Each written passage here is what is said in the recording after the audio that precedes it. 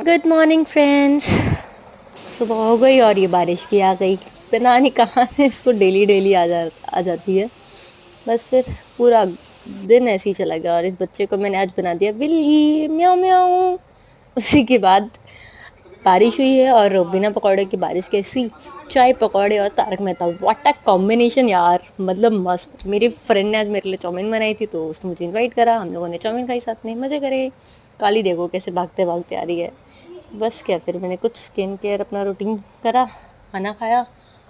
और ये मेरा भाई जल्दी सो गया आज क्योंकि इसकी कल टाइकोंडो प्रैक्टिस है और ये रात भर फोन चलाएगा। इसकी आदत ख़राब हो चुकी है। इसी के साथ ब्लॉग एंड करते हैं। Bye bye, thank you for watching.